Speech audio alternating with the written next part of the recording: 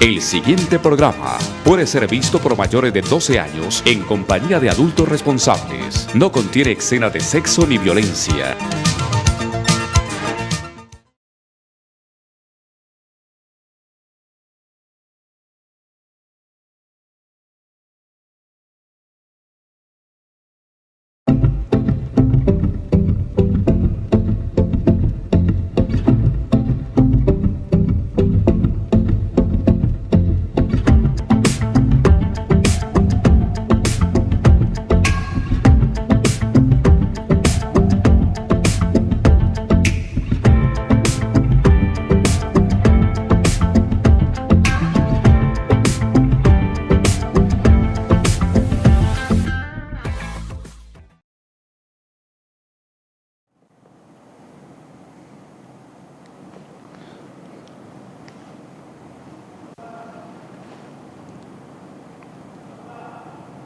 Uno, dos, tres.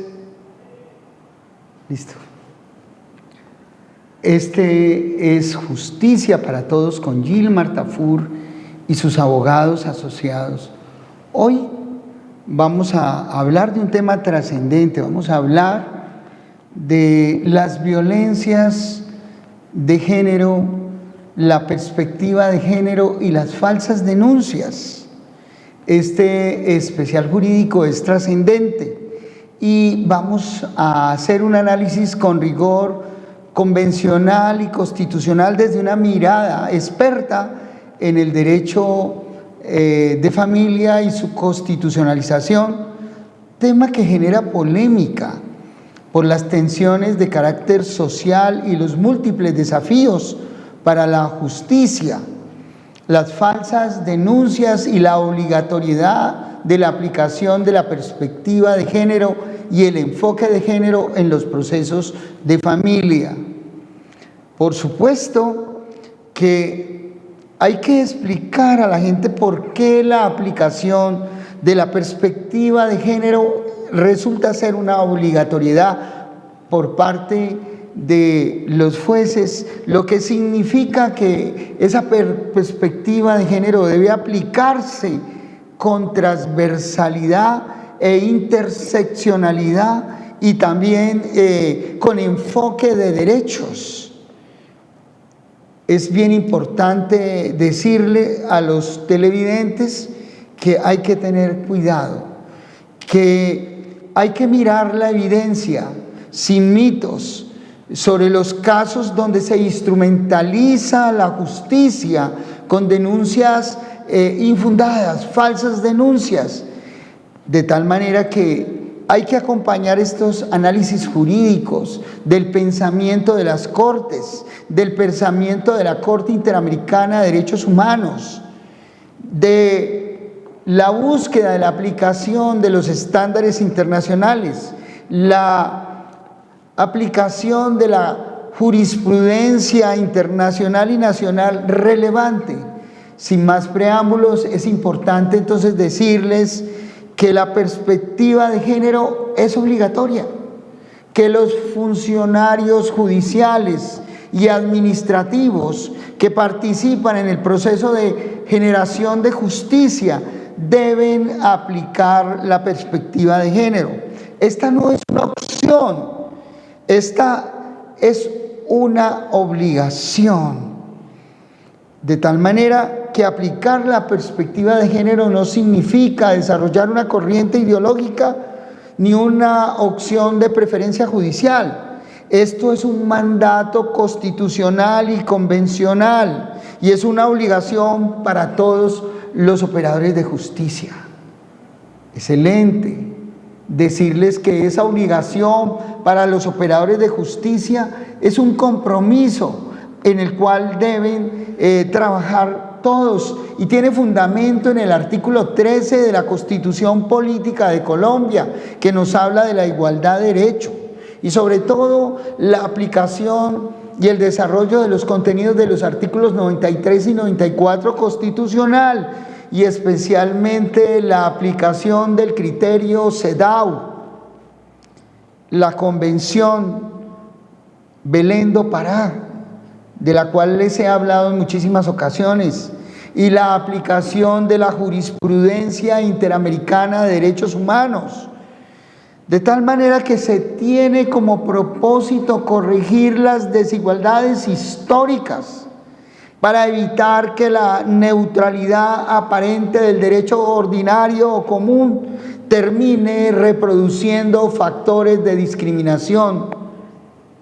Situación esta que debe llamarnos la atención, porque aplicar perspectiva de género implica analizar los hechos considerando las asimetrías de poder, los riesgos diferenciados, los patrones culturales y las barreras estructurales que propician las violencias contra las personas más débiles y sobre todo contra las mujeres.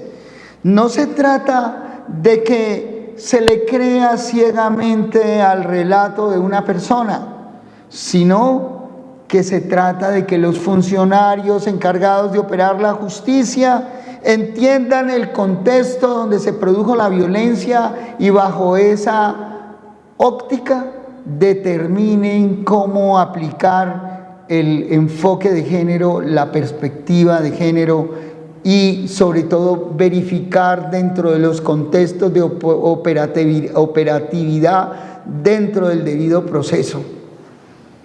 El debido proceso probatorio, el debido proceso constitucional, el debido proceso legal. Por eso hay que decirle a la gente que no es perspectiva de género, porque es que existe mucha desinformación.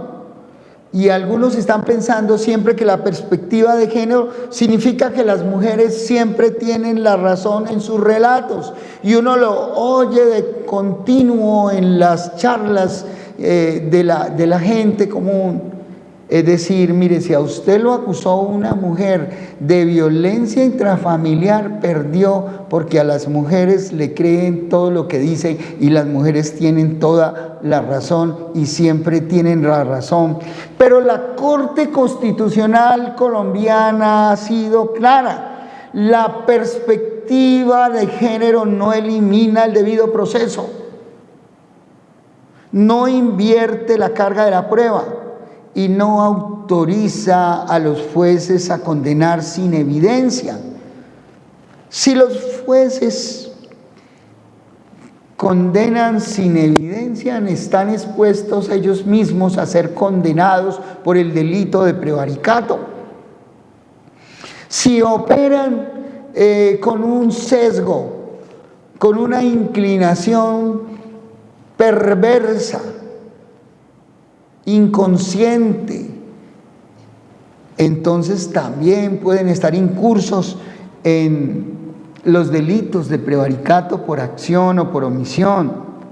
Entonces, la perspectiva de género no elimina el debido cuidado que deben tener los funcionarios en fundamentar de manera clara, profunda, de manera precisa, por qué imponer, por qué aplicar el enfoque de género y la perspectiva de género.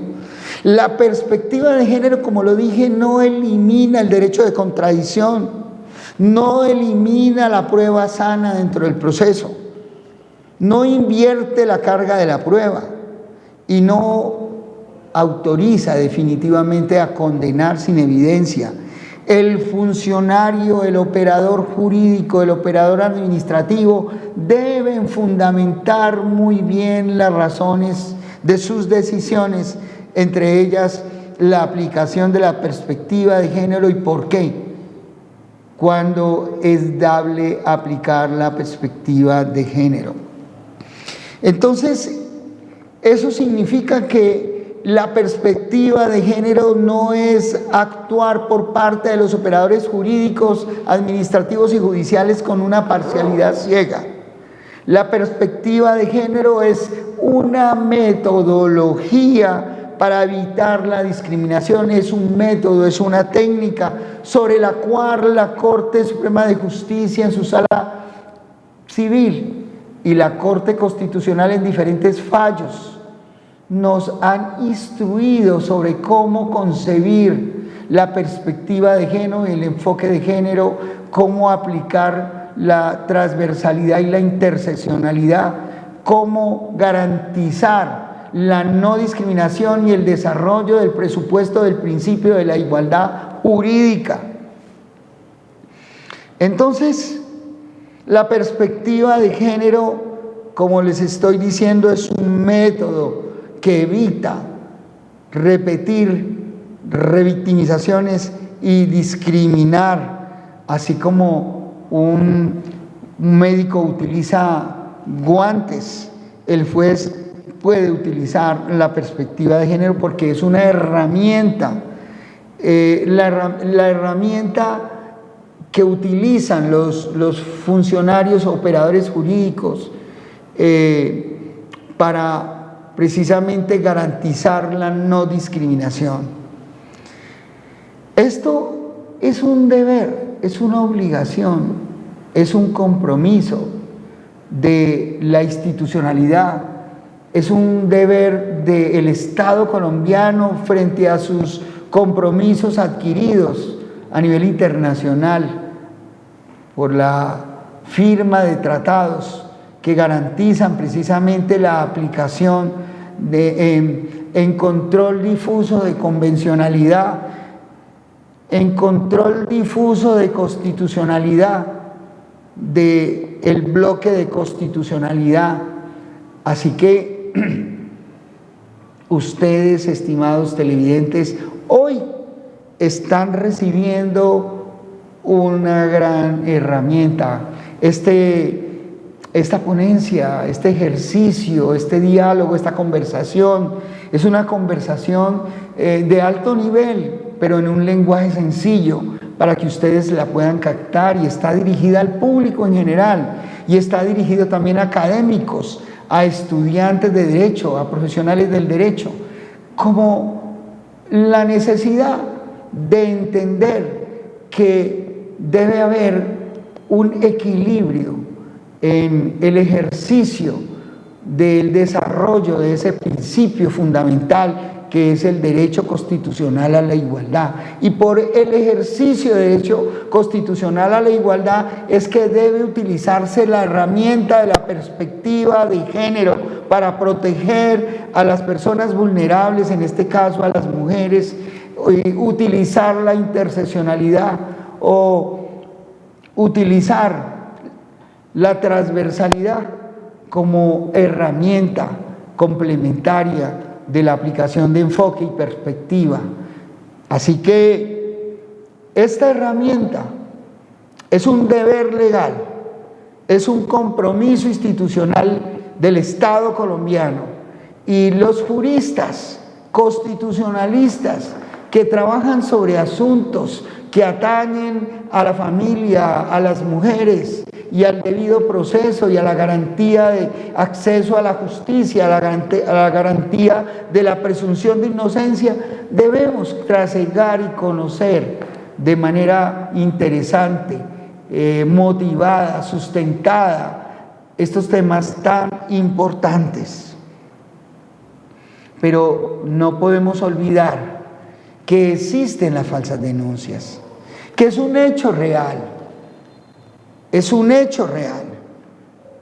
Por ejemplo, en el contexto latinoamericano se descubrió una gran cantidad de denuncias falsas en la Argentina, que con el cambio de sistema, de régimen político, se vino a descubrir, a exhibir, a presentar ese ejercicio de maldad donde se instrumentalizaba la justicia y se instrumentalizaba a los menores precisamente para imponer una filosofía, una ideología. No siempre los relatos de mujeres vulneradas constituyen falsas denuncias, porque hay que anotar que son más las denuncias reales que las falsas denuncias. Por eso hay que abordar jurídicamente el tema sin caer en narrativas que invisibilicen la violencia real, porque sí hay violencia real contra las mujeres en algunos escenarios, sí hay una violencia histórica, sí hay una violencia con estereotipos, y esa violencia real daña, deconstruye la dignidad humana del ser, que se pretende proteger frente a esas violencias institucionalizadas a veces, y violencias que se ejercitan desde el poder, desde el Estado, desde la institucionalidad, y lo hemos visto en discursos, en el lenguaje que a veces utilizan los dirigentes políticos de la nación, donde deconstruyen la mujer. Violencias reales, violencias esenciales, violencias de tipo psicológico. Pero no toda denuncia, como lo he dicho, tiene peso real, porque a veces se instrumentaliza a los menores, a los adolescentes y a la justicia para vengarse, para destruir al otro, o con intereses económicos, o con intereses asociados a la custodia, o por simple factor de manipulación en mentes débiles. Entonces, hablar del tema de la necesidad de aplicar la perspectiva de género, aún en contextos de falsas denuncias, es un deber de los operadores judiciales investigar en profundidad. Pero eso sí, usted tiene que, si es víctima de una falsa denuncia, usted tiene que tener equipos completos para que lo respalden, y ahí está el equipo de Gilmar Tafur y sus abogados asociados para protegerle, para defenderle, para ayudarle, para orientarle. También tenemos el aporte de científicos, peritos, expertos en diferentes áreas del conocimiento, y sobre todo en el conocimiento de la psiquiatría, la neuropsicología, la doctora Jenny Orejuela, por ahí nuestra gran neuropsicóloga, experta en peritazgos forenses. Muchos peritazgos ha presentado la doctora Jenny, muchos peritazgos donde hemos descubierto la instrumentalización de la justicia, la instrumentalización de menores, pero también hemos descubierto la violencia real, la violencia económica, la violencia psicológica. Entonces, sí existen las falsas denuncias, pero deben abordarse con criterio técnico, científico y jurídico profundo para evitar que estas narrativas, que estas violencias sean invisibilizadas y no se proteja a la persona vulnerada. Pero por otra parte, si hay una falsa denuncia, hay que defenderse, porque hemos sido testigos de falsas denuncias, de personas que han llegado a meter a sus esposos a la cárcel para vengarse de ellos. Y en casos muy especiales conocimos el caso donde una dama instrumentalizó a su hija pequeña, como de 7, 8 años, y generó una hecatombe familiar porque hizo meter a la cárcel con una falsa denuncia al padre de su hija, al abuelo de su hija, al amigo del padre de su hija. Iba a meter a la cárcel también a la madre del padre de su hija. Y ella se salvó porque en ese momento que fueron a hacer la captura se encontraba en otro lugar. Una infamia, las falsas denuncias. Entonces usted tiene que tener un equipo muy especial para que te represente y para que cuando apliquen esa perspectiva de género no te lleven por delante, porque hemos visto grandes y graves injusticias por falta de profundidad en la investigación, por falta de recursos de quien es víctima de la falsa denuncia para tener equipos profundos, equipos preparados y equipos bien guiados para obtener el resultado de la declaración de inocencia cuando se es inocente. Entonces, esto es importante decirlo.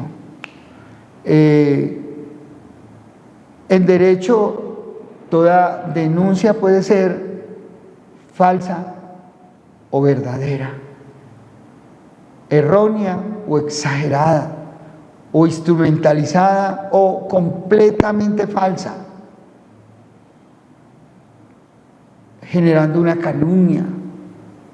Pero el delito de calumnia no compensa con unos años de prisión o con unos años de retención de la persona mientras investiga, y qué tal que la persona no pueda probar su inocencia porque carece de recursos o porque no tuvo un equipo con sólida experiencia en el manejo de esos asuntos, y entonces esas personas terminan sufriendo las consecuencias de una inadecuada defensa legal. Por lo tanto, mis estimados televidentes, cuando ustedes crean que son víctimas de una falsa denuncia, deben buscar equipos legales que los representen con buen criterio técnico científico. Es fundamental decirles algo: la existencia de denuncias falsas no deslegitima la violencia basada en género ni elimina la obligación de aplicar por parte de los operadores jurídicos la perspectiva de género. Esto es muy importante, estimados televidentes. Debe usarse la técnica y la legalidad, porque una denuncia penal genuina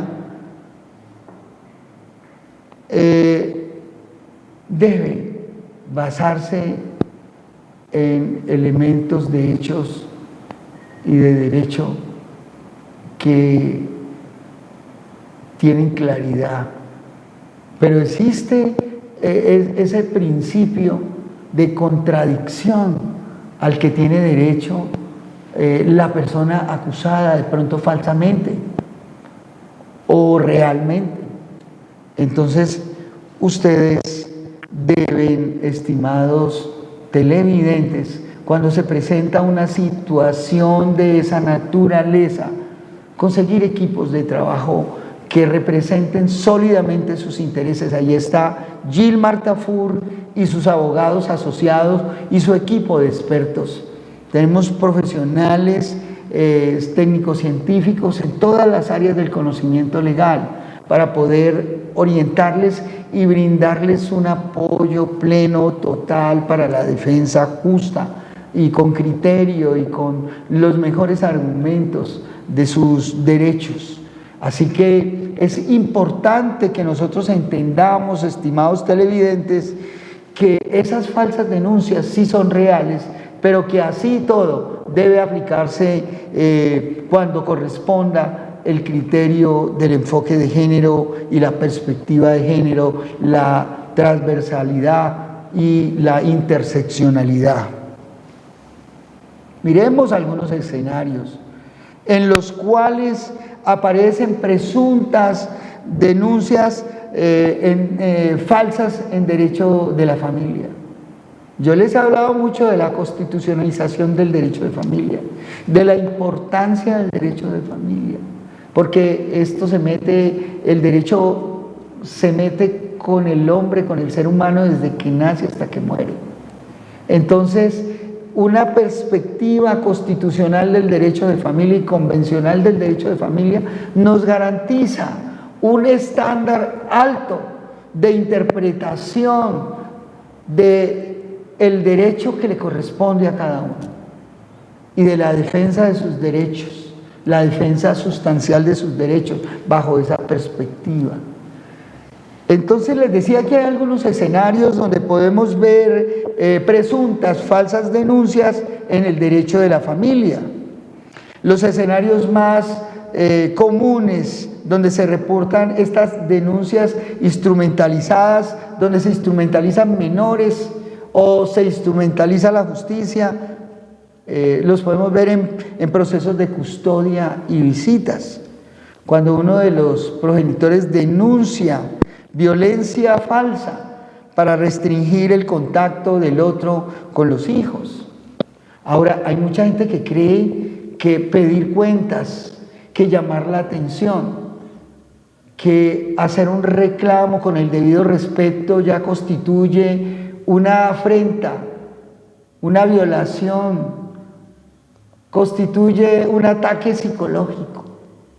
No, no es así. Por eso hay que auxiliarse siempre con equipos interdisciplinarios, y Gilmar Tafur y sus abogados asociados los tenemos todos, porque somos justicia para todos. Gilmar Tafur y sus abogados asociados somos justicia para todos. Más de 43 años de experiencia profesional en las diferentes áreas del derecho, con un equipo formidable de profesionales, más de 15 profesionales especializados en cada una de las áreas y temáticas del derecho, certifican el ejercicio que hacemos para la defensa de los derechos fundamentales de la gente, de la búsqueda del debido proceso y su aplicación concreta, de la búsqueda de la defensa de la presunción de inocencia y la defensa de la misma en todos los escenarios y con los criterios y estándares más altos en la aplicación hermenéutica de las fuentes diferentes del derecho. Entonces, en los procesos de custodia y cuidado personal y visitas, se da mucho el tema de la falsa denuncia. Se denuncia una violencia para impedir que el otro cónyuge, que el que no tiene el cuidado, no pueda ver a sus hijos, y se utiliza la privación de la relación, del contacto entre padres e hijos, precisamente como instrumento de guerra o de castigo al otro o a la otra, generando sí una verdadera violencia en contra de los menores. Eso en los procesos de custodia y cuidado personal se da mucho esto, y en el proceso de visitas. La gente inventa, la gente va donde psicólogos inescrupulosos, o a veces los mismos psicólogos del sistema, los de medicina legal, no son profundos, no son éticos, no analizan en profundidad los hechos,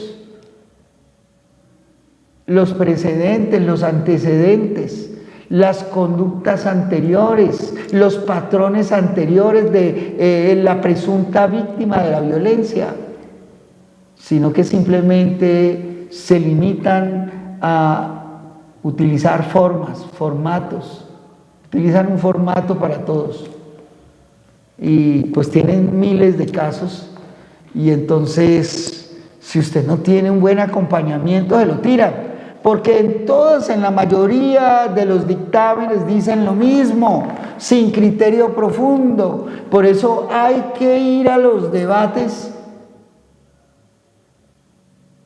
probatorios, pues también con el psicólogo forense, si se trata de un dictamen psicológico, para que el otro psicólogo pueda decir dónde están las fallas, dónde está la repetición y el formato, qué no investigó, cuál fue la técnica, cuál fue la metodología, cuál fue el sistema, si ese sistema es coherente.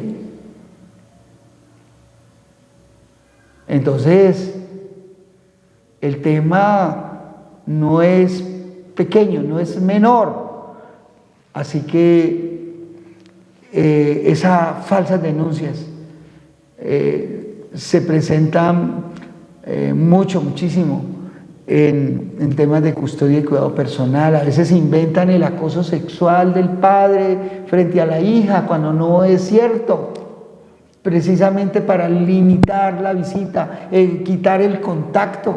Es que lo hemos visto no hace mucho Acabamos de ganar un debate muy interesante, donde una mamá que no tenía el cuidado personal de su hijo, de su hija, se la robó, porque se consiguió otro hombre, y ese hombre le dijo que cogiera a la niña para que el otro le pasara alimentos, y era un vividor, y para sustentar todo ese cargo, mire lo que hicieron.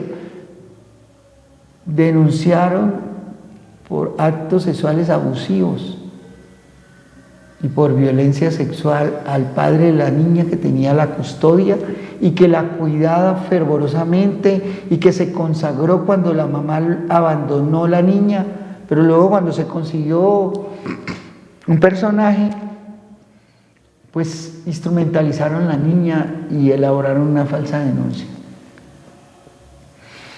Mire, y llevaron a este pobre hombre a la cárcel, 3 años preso, y luego cuando se le defendió se demostró que él no tenía que ver nada con actos de violencia ni nada de esta cosa, pero se demostró rebatiendo esos dictámenes forenses y salió absuelto. Y un tiempo después, cuando él reclamaba a la niña, lo volvieron a denunciar en otro lugar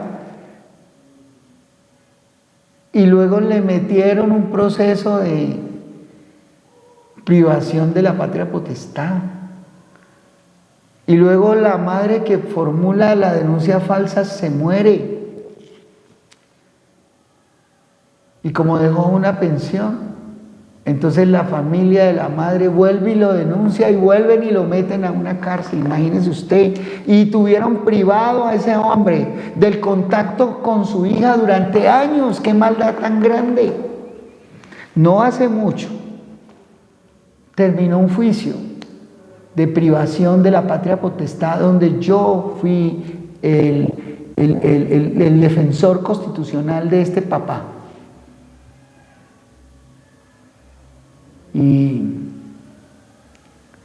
restituyeron los derechos de la menor, permitiéndole al papá volver a relacionarse con su hija, porque pasaron muchísimos años donde la mamá, primeramente, y luego los demás parientes, impidieron que la menor se relacionara con su padre en un ejercicio de falsa denuncia, de falsas denuncias sistemáticas, de utilización del aparato judicial para destruir. Imagínense que este hombre quedó prácticamente en la ruina, pagando abogados, sin trabajo, porque lo metían preso a raíz de una falsa denuncia.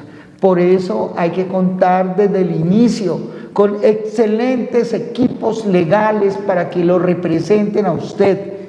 Y en el equipo Gilmar Tafur, abogados asociados, Justicia para Todos, tenemos una conformación de bufete legal de gran estándar, de gran capacidad para defender justas causas desde la perspectiva más alta, la convencional y la constitucional.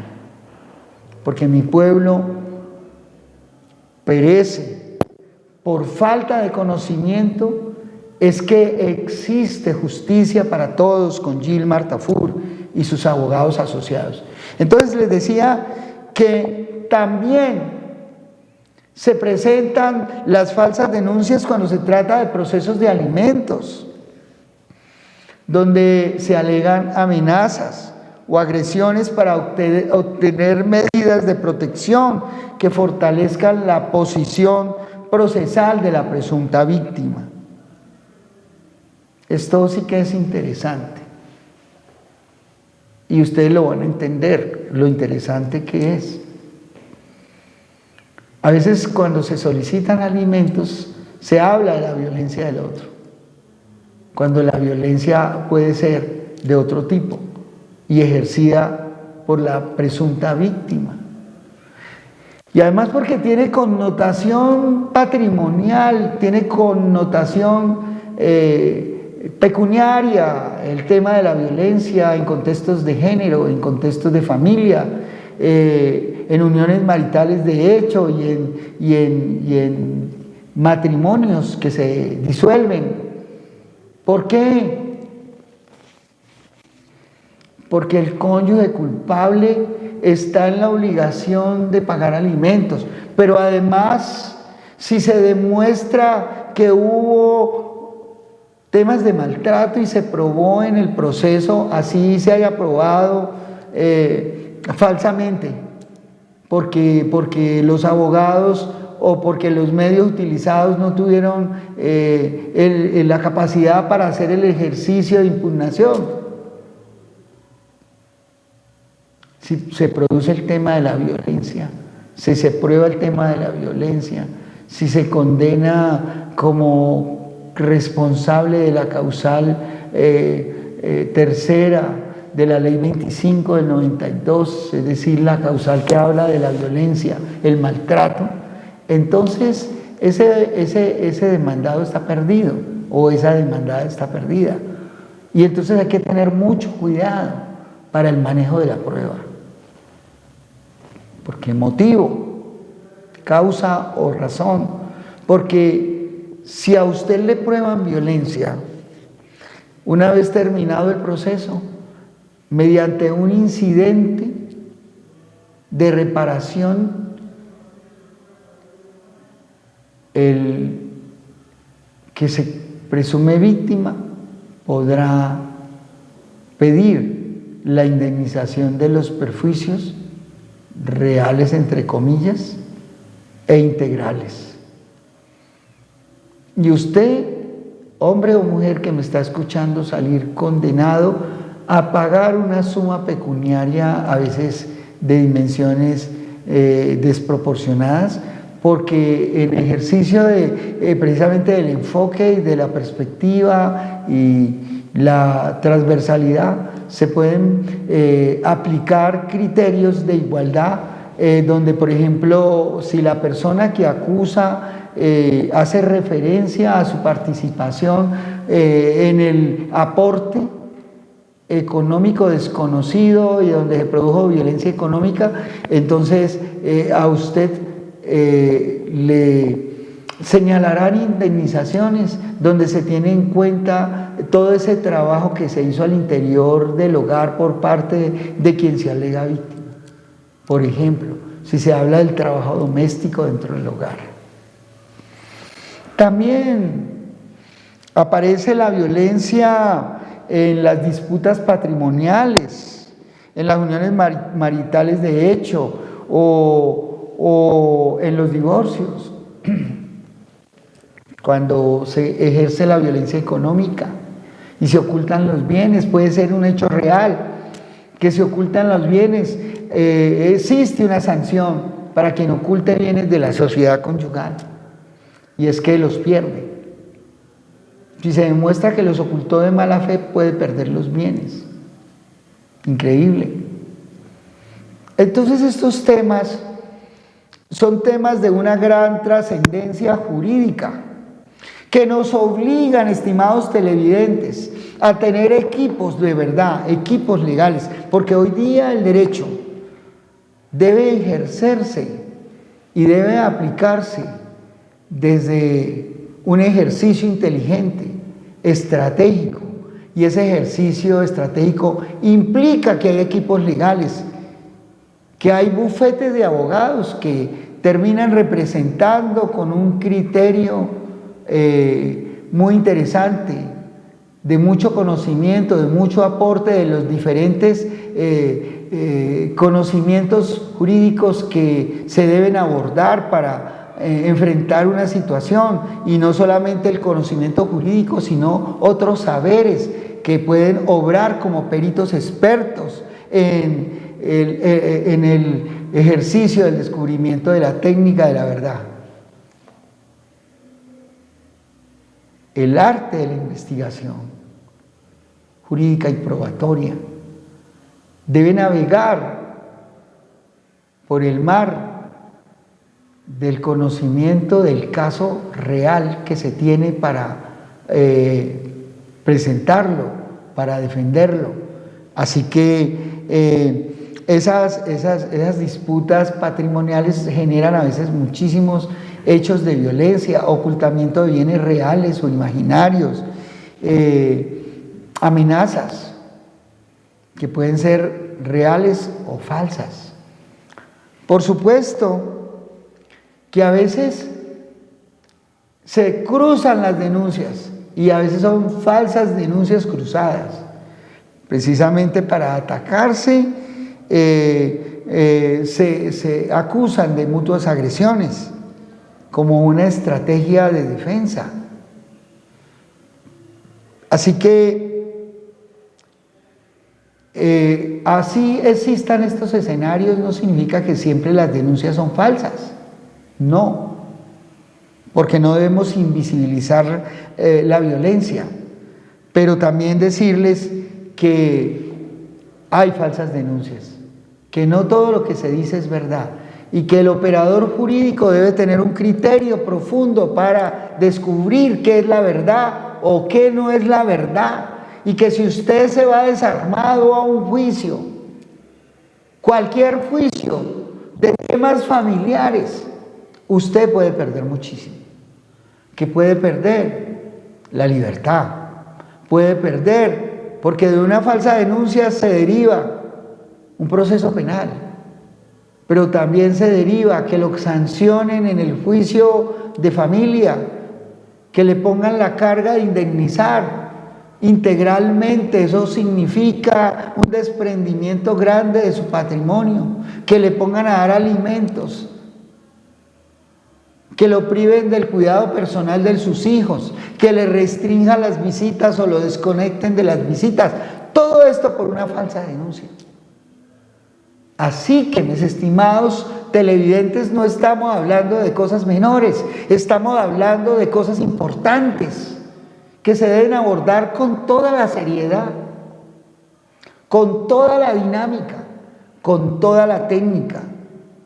Y entonces, si usted quiere, si usted desea una asesoría integral, genuina, profesional, sabia, profunda, inteligente, estratégica, usted puede contar con Gilmar Tafur, abogados asociados, bufete Justicia para Todos. Un equipo total para ayudarte. ¿Cómo debe distinguirse una falsa denuncia de una denuncia real? Porque hay falsas denuncias y denuncias que tienen fundamento en la verdad. ¿Qué debe hacer el operador judicial? ¿Cómo debe aplicar la ruta de garantías para proteger a la víctima de una falsa denuncia o a la víctima de una violencia real? La primera técnica es que debe escuchar, sin estigmatizar esto, a la presunta víctima, sin minimizar y sin maximizar el evento relatado. Debe también analizar el contexto de las asimetrías de poder. Cuando me refiero a eso, a los contextos de violencia económica, psicológica, física, la dependencia y el control ejercido.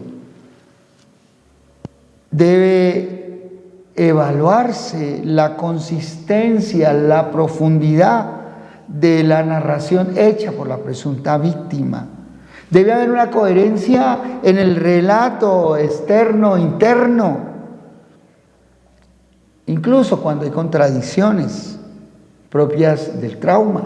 Y allí sí que son importantes los peritos, porque a veces hay personas que pueden hacer relatos muy interesantes y aparentemente creíbles. Hay personalidades como las personalidades narcisistas perversas que ellas mismas se creen sus propias mentiras Y pueden, o regularmente los narcisistas perversos se victimizan y obtienen la atención de todo el mundo.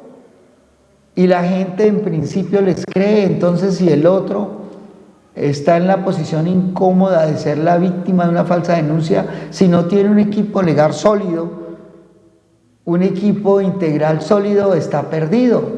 Y hay cientos de personas acusadas falsamente que están purgando penas de prisión. Muy doloroso, pero cierto, pero muy real. Igualmente debe examinarse la oportunidad de la denuncia. A veces la denuncia se presenta dentro del mismo conflicto, aunque el hecho de que aparezca justamente en medio de un litigio familiar no descarta que el hecho haya sucedido realmente, pero exige una profunda verificación. Exige examinar los patrones anteriores.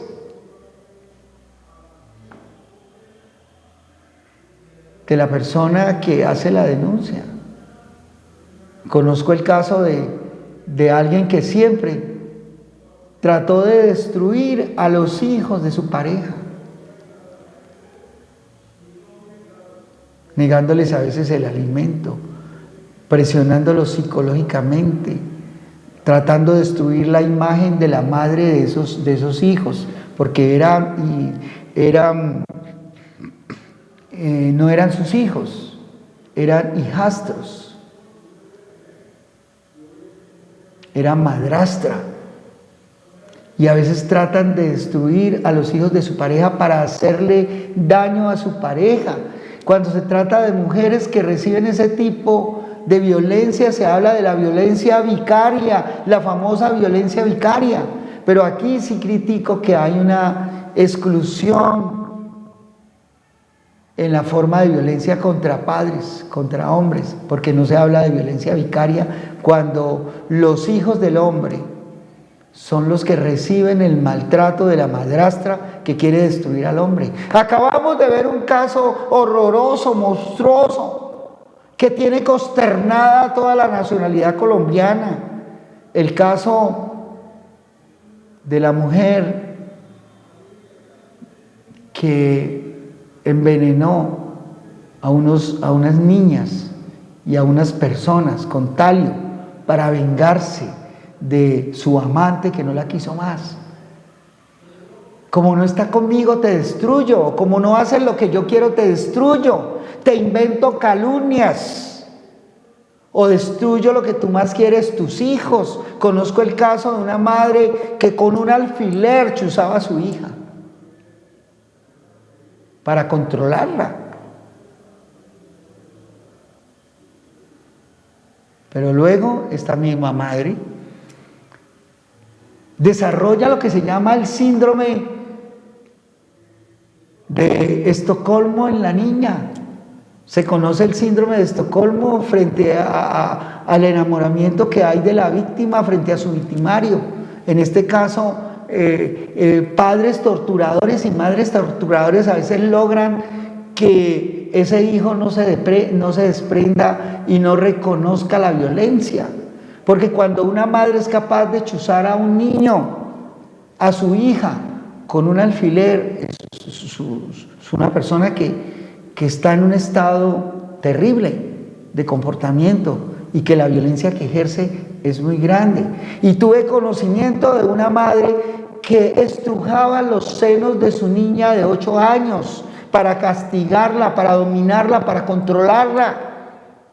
Y tuve conocimiento de una madre, madrastra, que le inventaba a los hijos de su esposo para controlar al esposo, para dañarlo, que les inventaba violencias sexuales contra otros miembros de la familia, contra otras menores, y luego esas menores reconocer que era un invento de esa madre perversa. Y tengo conocimiento de madres y padres que instrumentalizan el aparato de poder a nivel administrativo,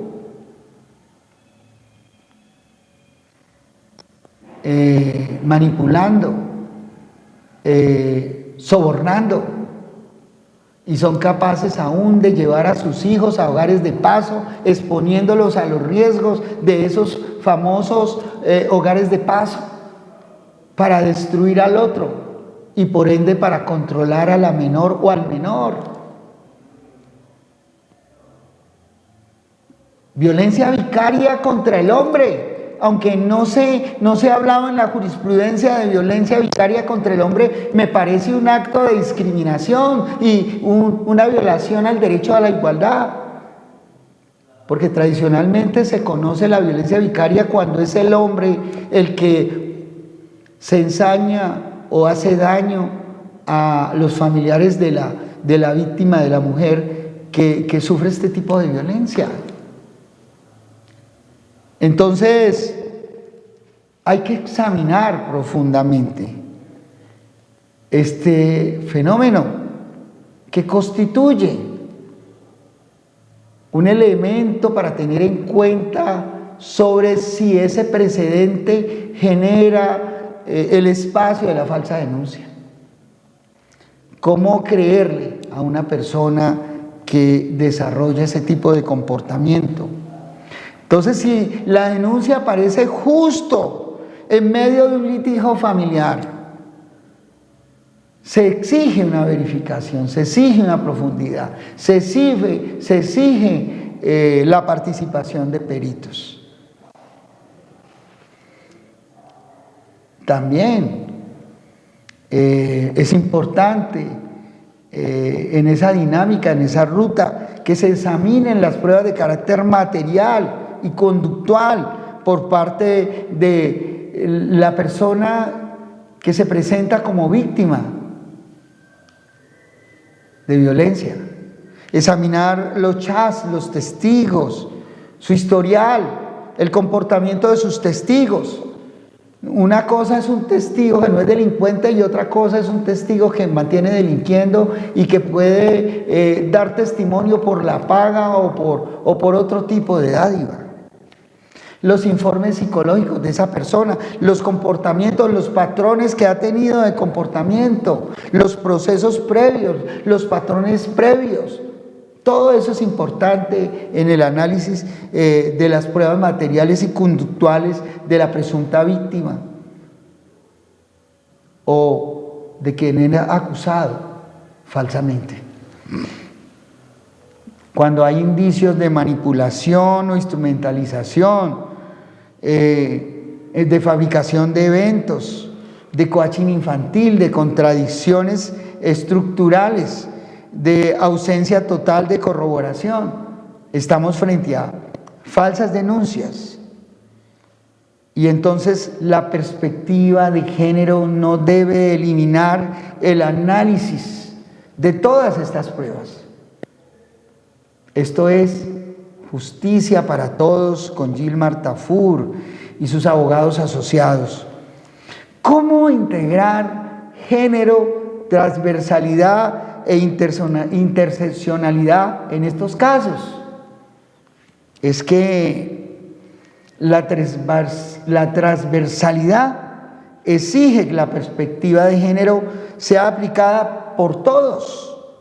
Policía, todo el aparato institucional, la policía, la fiscalía, los jueces de la República, las comisarías de familia, el Instituto Colombiano de Bienestar Familiar. Y entonces los peritos.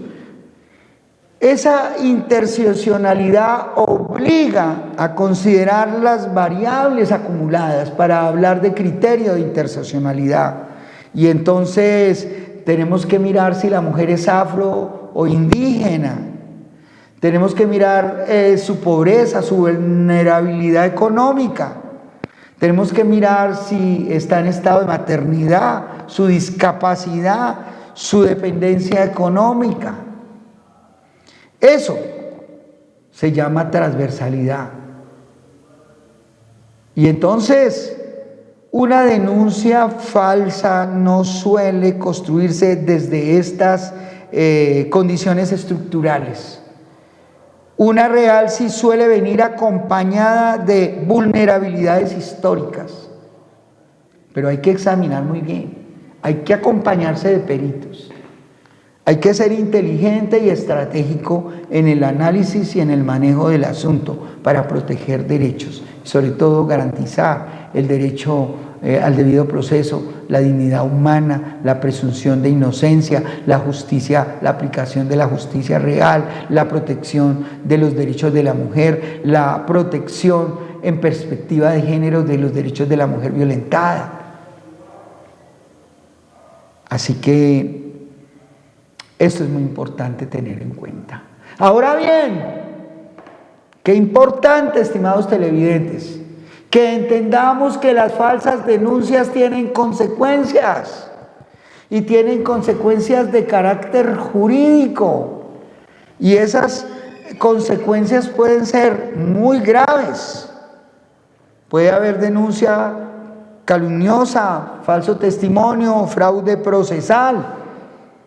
Puede haber pérdida de la custodia o suspensión de la patria potestad por el elemento conductual dañoso contra los intereses superiores del niño.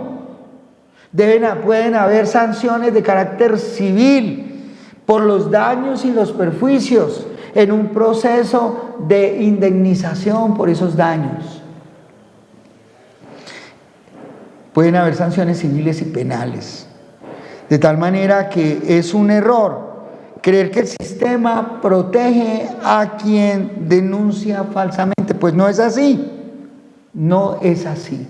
Esto es justicia para todos con Gilmar Tafur, y hoy el aprendizaje ha sido muy interesante. Miles y miles de personas se van a beneficiar de esta ponencia, estudiantes, profesores, abogados, y pues este ejercicio es un ejercicio buenísimo, porque usted va a ver con otros ojos las realidades al interior de la familia, y sobre todo sabe que hay un equipo de constitucionalistas, convencionalistas que manejan estos importantísimos temas que tienen que ver con la familia en defensa de sus intereses, cualquiera que sea su posición, la de víctima o que usted sea acusado falsamente de una situación como la que hemos tratado de manera tan interesante en este día. Les habló Gilmar Tafur, Justicia para Todos. Ustedes pueden ver este programa que está colgado, que se cuelga inmediatamente en YouTube, pueden compartirlo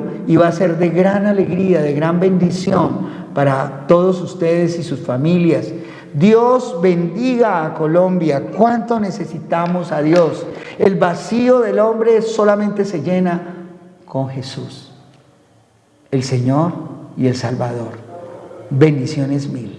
Les habló Gilmar Tafur, Justicia para Todos, porque mi pueblo perece por falta de conocimiento. Es que existe justicia para todos con Gilmar Tafur y sus abogados asociados. Bendiciones mil. Dios les guarde.